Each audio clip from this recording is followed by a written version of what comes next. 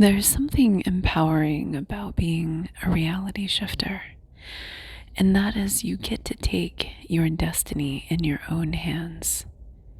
And this is a far cry from what we see commonly in binary societies, where, of course, there is a debate about whether or not free will actually exists and whether or not the universe is really just an outcome of determinism or random chaos, and all of that could be true, and none of it could be true. And there could be realities in between. And there's a beautiful awakening that happens when you start to see, even if you can't fully get there, even if it's just a glimpse, when you start to understand that you have options, that there are many roads in the maze.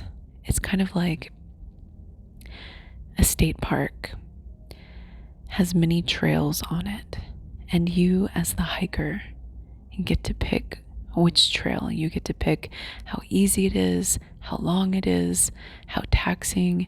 If you want to climb Mount Kilimanjaro, for example, if you want to go rock climbing with your bare hands and no leads, the decision is up to you and your adventurous spirit. And reality shifting is like understanding that, first of all, you're in a state park and that there are many trails.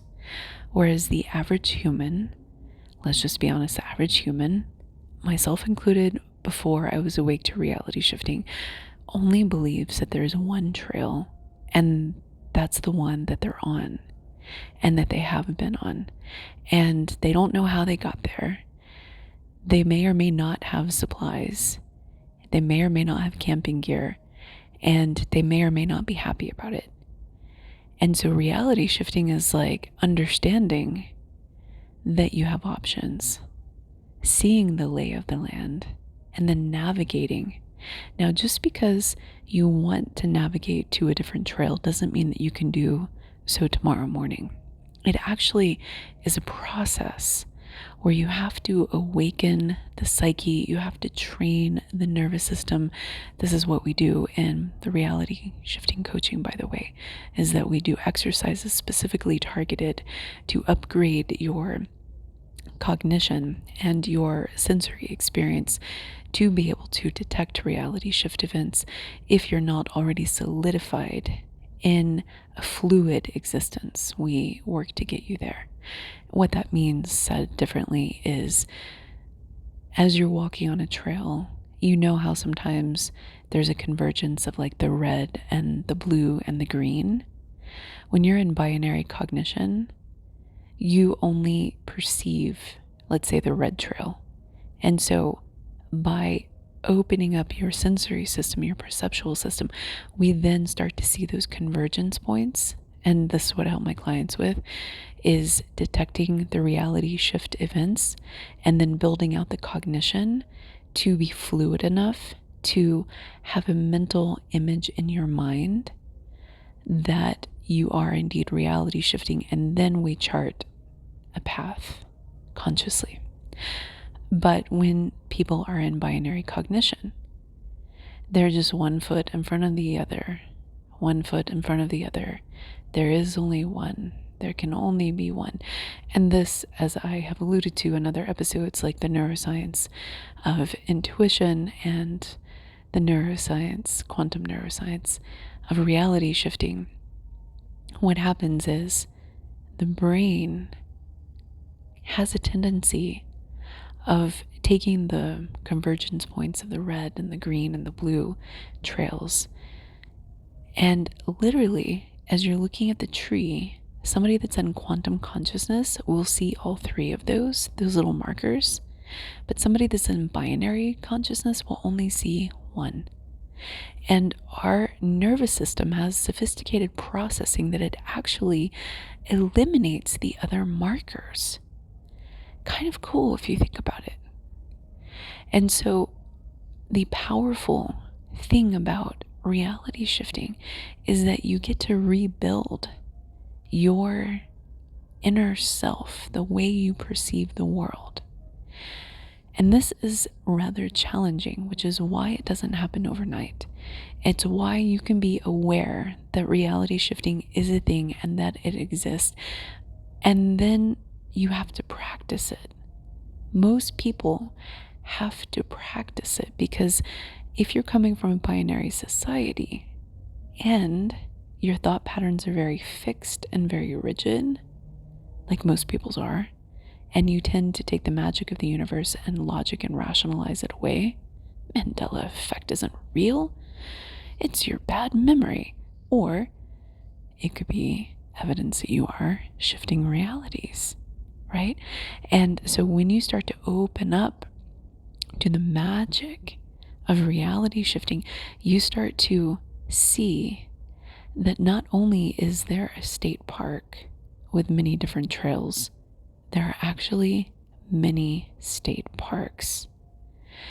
That's like one of the best.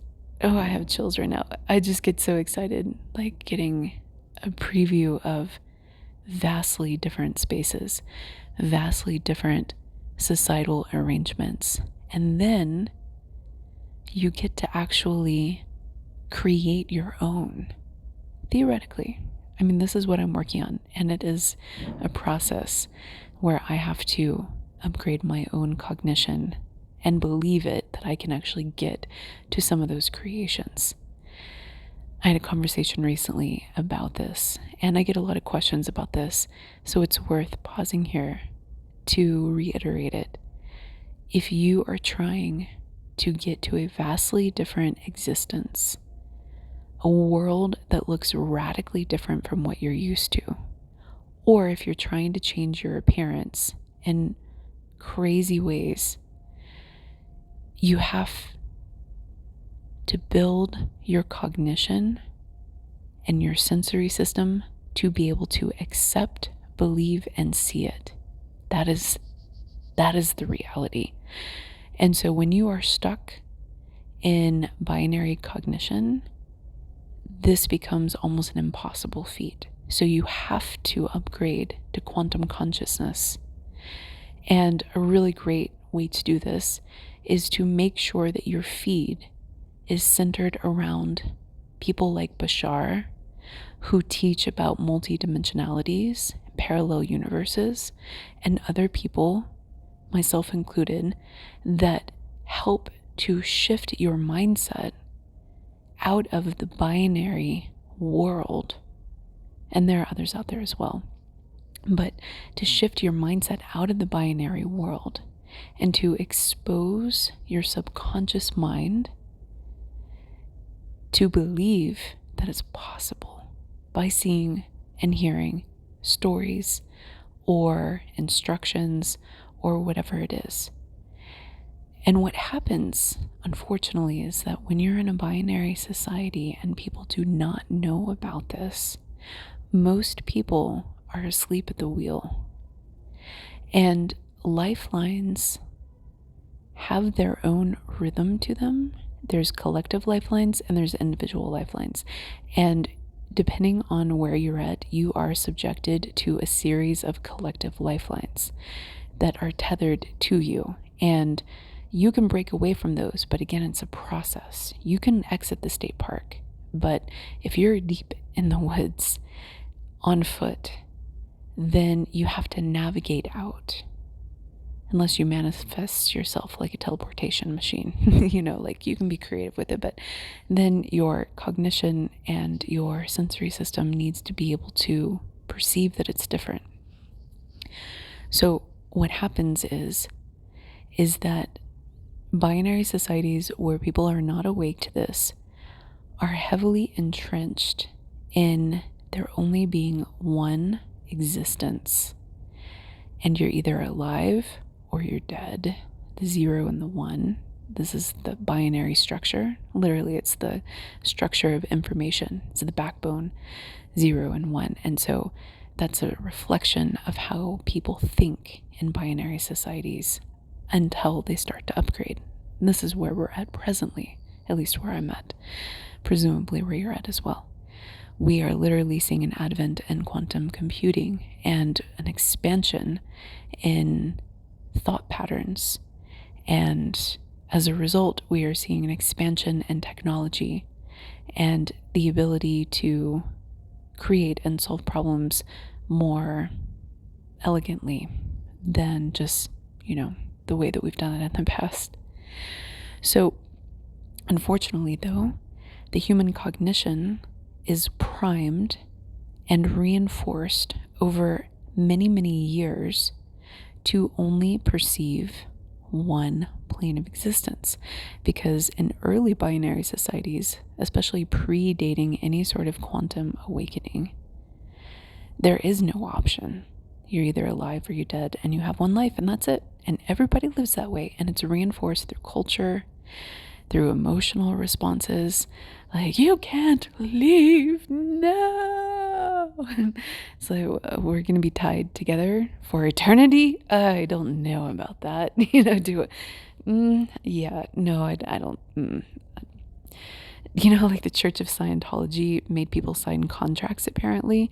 That was, I mentioned it recently, but I can't remember the exact number now, but they made them sign contracts that was like over multiple lifetimes, as though the point of awareness and where they were signing the contract wouldn't be upgraded in other lifetimes or would be compatible. Like, your perceptual awareness in one life is just like one little drop in this bucket of water. And so to hold on to somebody's soul and somebody's consciousness across lifetimes without giving them a chance to revisit the contract, and especially because looking at Mr. Hubbard's personal story and some of the, I don't want to be a critic, but he definitely was caught in some karmic plays that he was then playing out materially and enmeshing his people in.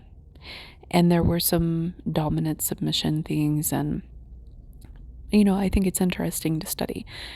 Anyway, so it's normal. Everybody comes with their collection of karmic themes and stories, and then the people that sign up in those organizations also have some, holes in their armor, chinks in their armor, where those karmic stories hook into, and it creates this web and collection of conscious beings that are working through these Shakespearean dramas. And every group has them. It's just how it works. That's how we level up. But the goal is ultimately to level up. And assuming that you are continuing to level up as you reality shift, as all of us are, presumably, right? Your next reality, your next life is going to be an upgraded version, unless you're manifesting a hell for yourself. And there are reasons that people do that. If you're one of those, definitely reach out to me, because you don't have to stay in hell. So what happens is that we get very attached in binary societies to love interests and to partnerships, and we hold on with this like iron fist, because our perspective is that this is the be all end all. And because it's so meaningful in that moment and in, that contract in that lifetime, it feels in that moment like the be all end all. But when you zoom out and you look at that arrangement from a different lifeline, from a different body, from a different form, from a different world, you see it a little bit differently. Like there's more distance. It's like looking at the Eiffel Tower up close versus really, really far away. Like in your hotel on the roof, this balcony, and you get to see the Eiffel Tower from this long distance, and it's beautiful and it's glamorous. But when you're at the bottom of it, I've never been in this life, you're at the bottom of it and you're looking up, like you can't really grasp it the same way, but it's looming over you and it feels very potent. And then all of a sudden you're in a different form, you're in a different body, you're looking at it on a postcard, you're looking at a picture of it with even more distance. And so the experience of the Eiffel Tower then changes accordingly. And so it's kind of absurd sometimes, that's my honest opinion, to be in a situation and to then say, this is the be all, end all, and we're never gonna part, it's never going to change. But that's very reminiscent of the binary cognition and the emotional templates that we have in binary societies. And that's just the framework of them. We're not judging it. It's just literally the result of that scarcity mindset. There is only one. There can only be one. And etc. I won't overdo that point, but as a result, what happens is that people forget that they're actually driving their destiny, because there's this sort of secondary complacency, is what I want to say, secondary complacency that comes along with that type of thinking, which is one foot in front of the other, kind of herd mentality, really, where people don't really question the status quo because life is what it is, and you only have one, so you don't really have an option. And you can move in between different life paths, how you get a job, you can change partners, like you can have flavors, but you only have one existence, and that is tied to time, and linear time at that. So you're tied and anchored into a cultural framework of 80 to 100 years. And I mean, who really wants to live to 100? It's kind of miserable. When you get up in age, I don't know. I think that in the body that is in a binary society, when it's so fragile and wheelchair bound in a residential home where you may or may not be taken care of very well, and you get to eat mushy food, and it just seems like kind of a type of existence. So let's just say 80 years. 80 years is a long time, right? But depending on the time slot that your 80 years is at, that could be a horrific 80 years. Like, let's say if you're in the Holocaust, right? Or let's say if you're in a famine, or if you're in the collapse of an empire, or if you're in a revolution and not having fun with it. And so people then get caught in this victim consciousness, which I think readily plays into what we see in religion. In binary societies, the concept of religion is usually spoken from the framework of childlike consciousness. Don't worry, daddy's got a place for me and don't have to build it myself. It's like, don't worry, the gods are creating for me. Don't worry, somebody's created for me. It's like, at some point when you step into being a driver of your destiny, you want to contribute, right? That's stepping out of childlike guest consciousness. You want to create heaven. You want to create a society. You want to create a map. You want to create a landmark. You want to create. And that's what being in the driver's seat is. And so naturally, your drive to create will start to tickle when you realize the power available to you as a reality shifter. But when you are stuck and enmeshed in binary arrangements, this fact is actually harder to remember. So, as you are shifting and captaining your own ship and driving your destiny, remember that the society that you're in may not always echo this back to you. So it's really important to surround yourself with people and content who will.